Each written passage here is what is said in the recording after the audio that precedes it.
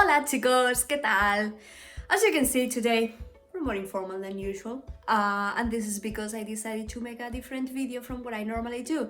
Why? Because it's nearly mid-February. We've had these restrictions for so many weeks now. And it's... I just... My brain cannot process this anymore. Can you believe that I celebrated my 31st birthday at the start of a lockdown, and I'm gonna turn 32 next month, and I'll probably have to celebrate my birthday into another lockdown again, and that is not fun, because today is one of those days where you don't feel like adulting and you just don't feel like doing anything. But I wanted to make a video because at the end of the day I really enjoy making these videos, but I decided we're going to react to memes today because it's fun, it's very relatable for other teachers out there, and you know, with coffee solves everything. So what I'm gonna do is I'm gonna go on Pinterest and we're going to go to one of these boards. Now, since I got my tablet, I'm really hooked on Pinterest. Love it. So we're going to type on search bar teacher memes or teaching memes, and let's see what it comes out. Teachers be like, I'm just gonna wait until it's quiet. And then this is what happens. This is so true. You just think, you know, at the start of the class, just wait because they have to, you know, chat with other friends, catch up and stuff. But then just wait and wait, and you just can't wait. When you're asking the class a question and you accidentally say the answer instead. This happens a lot, especially when you're between two languages like English and Spanish, and then you don't want to say the word, but then you say the word. It has happened so many times, and it will happen so many times. Being a teacher is easy. It's like riding a bike, except the bike is on fire, you're on fire, everything is on fire, and you're in hell.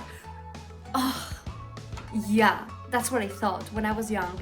I thought teaching is gonna be easy peasy, just what I saw on TV and what I could imagine, and yeah, no.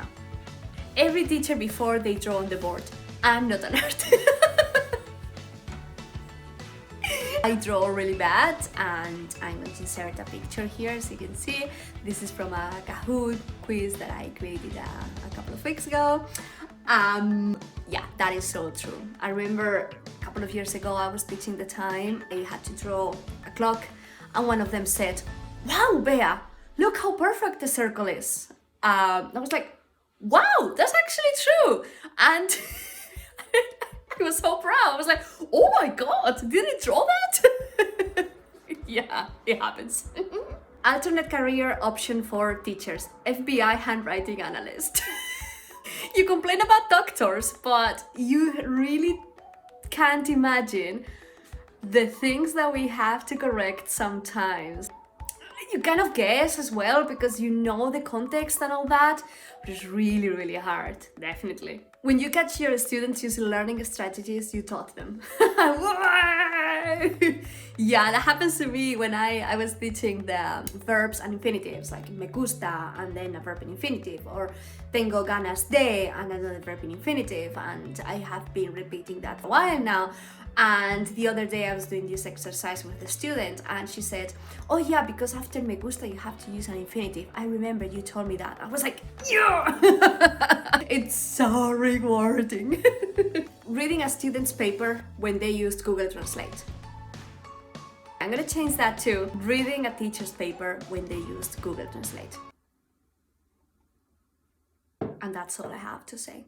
Sometimes I sit in my class at the end of the day wondering what the I'm doing with my life. Every day since the lockdown and before. When a student tells you they did something that was expected of them anyway. Honey, that's what you have to do? What do you want me to do? Mexican way for what? When you spend 2 hours making an activity and the students finish in 10 minutes.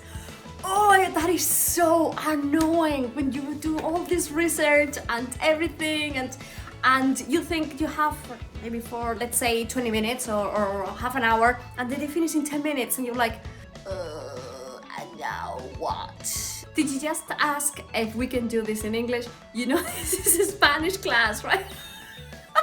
That happens a lot in language class when they say, Miss, do we have to answer in Spanish?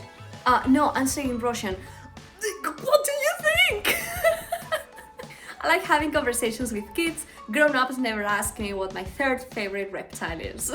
Yeah, when I was teaching the kids before, because I could show some of my tattoos, and my seven to 9-year-olds, I remember once one of them said, Miss, how are you allowed to have tattoos? Do your parents let you have tattoos? And it was so funny. I was like, yeah. Another one, which is, this was a long time ago now, probably 4 or 5 years ago, and I was waiting for a parent to collect the kid. And I was like, oh, where are you going? I asked, what are you going to do this weekend? And the boy said, I'm not sure, because I know there's a circus coming into town, but yeah, I think it might be a bit boring because it's for 5-year-olds, and no, it would be too boring for me. And I said, what age are you? And he answered, 6. I mean, those conversations are priceless, and oh god, so funny. You can't have them with a grown-up. No. Parents. Well, he never does that at home. Me. Really? You're telling me that he doesn't throw crayons at everybody, he doesn't stand on the chair or shouts, or... I don't believe ya. You have younger siblings? That's great! Oh yeah, that's a nightmare, yeah. When you're completely exhausted, but someone says that you're their favorite teacher, #teacher goals.